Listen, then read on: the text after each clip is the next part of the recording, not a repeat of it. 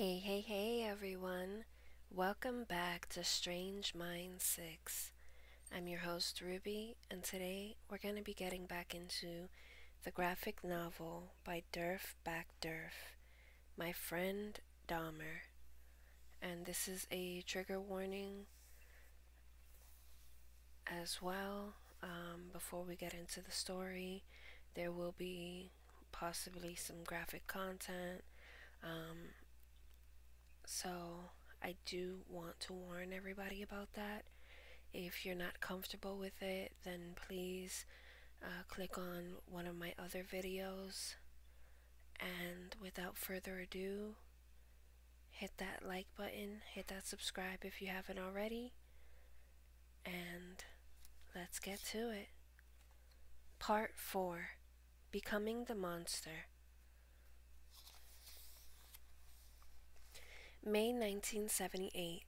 It was the last few weeks of our high school careers, and as seniors, we were living it up.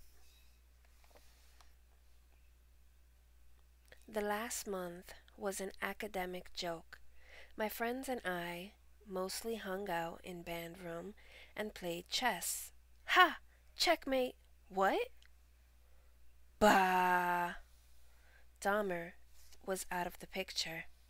We filled our repartee with Dahmerisms and endless aped his spaz checks. But Dahmer himself was no longer included in the fun. There was little schoolwork. The teachers didn't bother with taking attendance, but Dahmer was nonetheless at school every day, albeit only lurking on the periphery. As Dahmer throws the bottle against the wall and it crashes and shatters, he walks away. At lunch, Jeff's only remaining social interactions was with the ostracized leper colony of psycho wretches who occupied the very bottom of the teenage hierarchy. Hey, who stole my calculator? Even these pathetic friends, like sociopath Lloyd Fig, would melt away once school ended. Give me back my calculator, Fig, you damn klepto! Mr. Johnson! Fig! You can't prove I took it. Cough it up.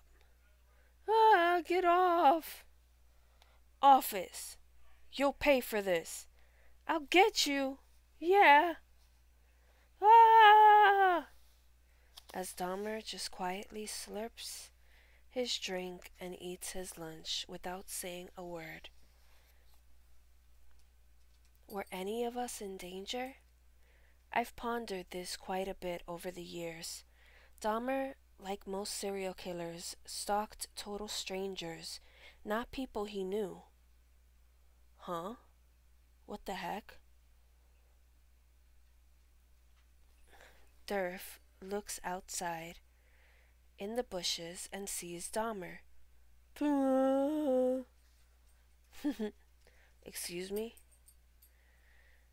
At least, that's what I'd like to think. Are you with us, Mr. Backderf? Sorry. In the woods near the Dahmer house. People would pass his old shed, and then, going down the path, would see a skull of a pig or an animal, specifically on a pole, and they would run away. It was like Dahmer was making his mark. The mutilated dog carcass had neighborhood tongues wagging for weeks. The adults were stumped, and Dahmer was never a suspect. Hey, Backderf, did you hear about the cult of devil worshippers in Bath? Huh? No one reported a missing pet. It was likely more roadkill, but in the cult heavy 70s, teenage imaginations ran wild. Yeah, sacrifice a dog. Get out. No lie. In the woods, right down the street from Bath Church, the cops are investigating. Yeah, right, Mike. If it happened near a church, then it has to be a coven. I mean, come on. Who else could it be?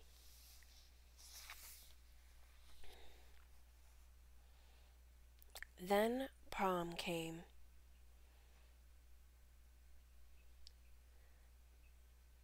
Everyone walked in with their dates. Hey, there's Mike and Penny. Hi, guys. Neil. Who else is here? Where's Kent and Backderf? Oh, they didn't even try to get prom dates. But look who is here. It's Dahmer. He got a date? I don't believe it. Who is that girl?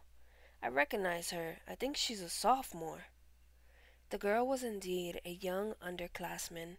She didn't even know Jeff. She only agreed to go because a gal pal was also attending, as the date of another lower caste senior. Across town, Kent and I were at the mall Cineplex. Dahmer went to the prom. Dahmer. And I didn't. This film really stinks. Yep. I'm such a loser. Back at the prom, Dahmer tells his date, I'll, get us some punch. Okay. For Dahmer, this universal teenage right was an anemic grab at normalcy. But he couldn't pull it off. He was too far gone and drove right out of the prom. Dahmer fled. He spent the evening at a nearby McDonald's alone. He returned to the dance a few hours later, walking up to the door just as his poor date was leaving with her gal pal who had offered the jilted girl a ride. Where did you go? Sorry, I got hungry. Dahmer then drove his perplexed escort home, not saying a word the entire trip. The disastrous evening ended with a mumbled goodbye and a stiff handshake.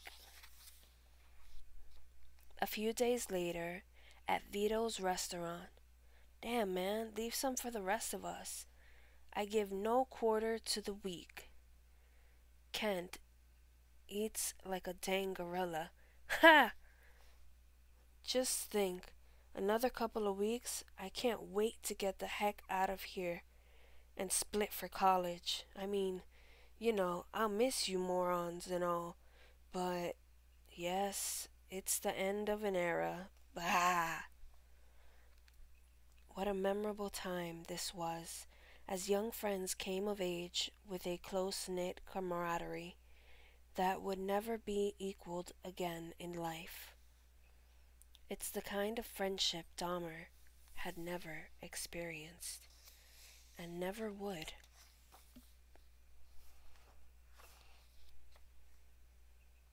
Back at the Dahmer house, Dahmer walks around his home. Mom? Huh? Oh, Jeff, you gave me a fright. But I'm glad you're here. We need to talk. I'm leaving, Jeff. Your father and our divorce will be finalized soon. I've decided to move back to Wisconsin with your brother.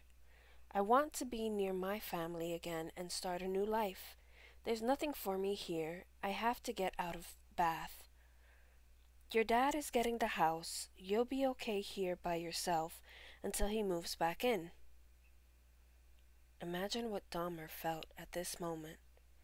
Above all else, this horrible, disturbed young man feared being alone with only the voices and urges. But I need to do this, Jeff, and you can't tell your dad. He'll make trouble for me if he finds out I'm taking your brother out of Ohio. Promise me you won't tell him." And here was his sad, damaged mother, blinded by her own troubles, making that fear a reality. "Promise me, Jeff." "I won't tell." His dad had moved out. His friends had written him off. High school, where at least he was surrounded by people, was ending, and now even his own mother was leaving him behind. His isolation was complete. June 1st, 1978, the last day of school for graduating seniors. Free! Few things in life match the unbridled joy of this day. I practically floated home. I felt as if my whole life was stretched out before me, like a highway into the distance full of hope and possibilities. Woohoo! It was not the road that lay before Dahmer. As Dahmer got on the bus, his life essentially ended that day. He soon shed his humanity forever. The person I knew became something utterly unknowable. The rest of his life would be a living hell. Revere High School. Congratulations, seniors, and good luck. June 18th, 1978. Exactly 2 weeks after our graduation ceremony, I packed my stuff and headed off to college. "Let's go, honey." "Okay, I'm coming." "So long, kitty." Off I went into the real world. This warm, sunny June day was one of the most important days in my life. But for Dahmer, it was a pivotal day for Dahmer. He walked around his home, lonely. He decided to go for a drive and a drink. This one goes out to everyone who's heading home from the Michael Stanley concert at Chippewa Lake. You're tuned in M105. As Dahmer drove down the street, he noticed a hitchhiker.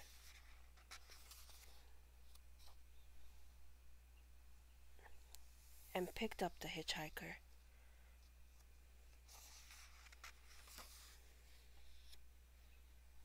Part 5. Fade to Black.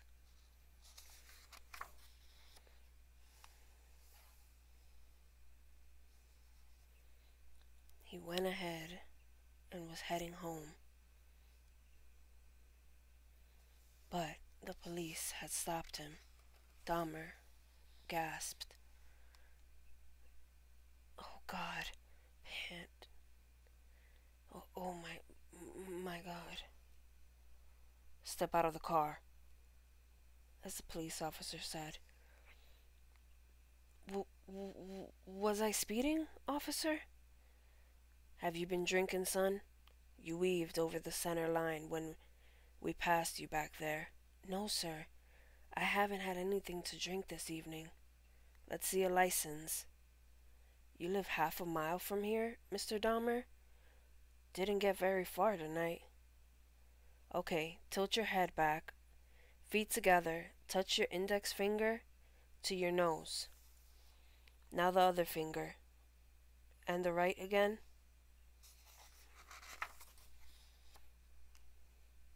"What's in the garbage bags?" the other officer said, looking in the trunk. "You've got in the hatch of your car." Garbage. My folks are away. I forgot to put them out on trash day. They're really starting to smell bad, so I'm taking them down to the city dump. At 3 a.m.? I couldn't sleep. The dump is open 24 hours. I was up anyways. Might as well get it over with. Okay, Mr. Dahmer, you're getting a citation for drifting over the center line.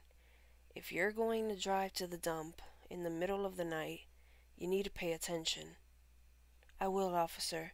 I won't be this careless again. And with that, the officers left, leaving Dahmer alone as he peeled out.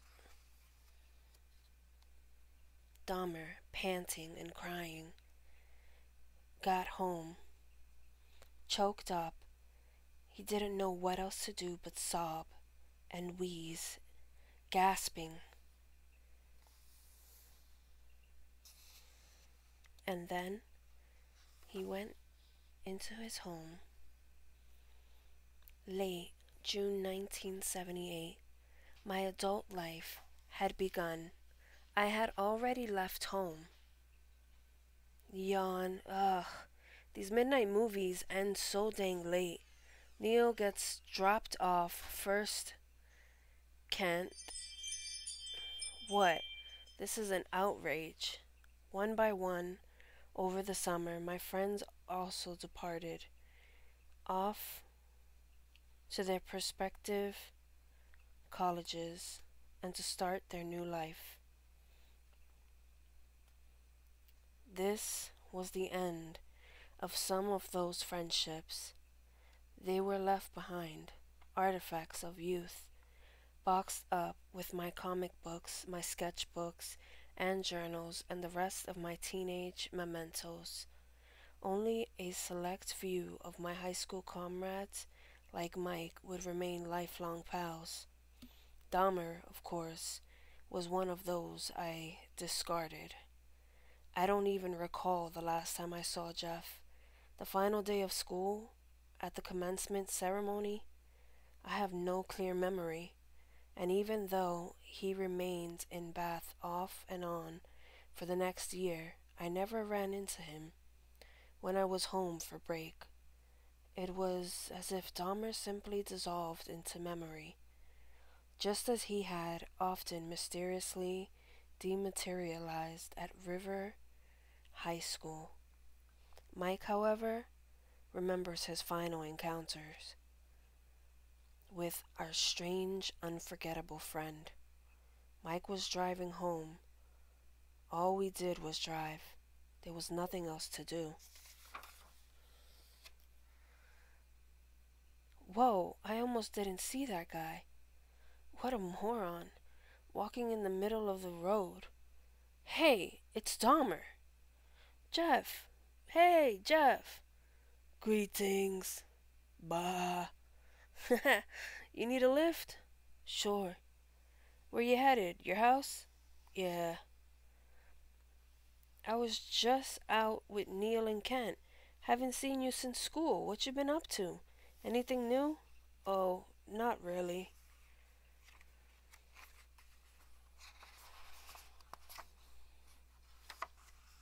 Geez, your house is dark. Hope I don't wake up your folks pulling in the driveway. Nah, don't worry. My parents are gone. Are you going away for college this fall? Yeah, to Ohio State. That's great. How did he get in? He thinks to himself. What major are you gonna be in? Decorating. As the timeline of Dahmer's murders was constructed, it was determined that as Mike sat there in the driveway with Jeff on the warm summer night in late June, the dismembered body of the young hitchhiker was either stuffed in a drainage pipe beside the driveway or in the back of Dahmer's car, which was parked just a few yards away. Well, I'd better head home. I'll see you around, Jeff. Yeah. by as he speeds out of the driveway and turns on the radio, driving away. That was the last anyone saw of Dahmer. That night in Ohio. Epilogue. That one impulsive night. Nothing's been normal since then. It taints your whole life.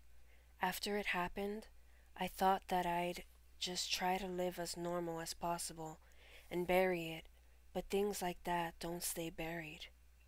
Jeff Dahmer. Interview with psychologist Dr. Kenneth Smale. Milwaukee Police, August 26, 1991.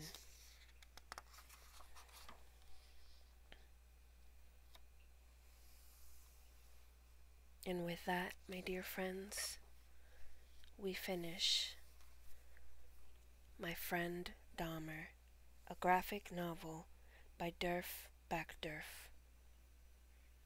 Tune in next video. We're going to be reading a new book, and I do hope that you enjoyed hearing a little bit of my friend Dahmer and what they went through as teenagers and in school with the Jeffrey Dahmer. Tune in next time, my dear friends. This has been Ruby, signing off.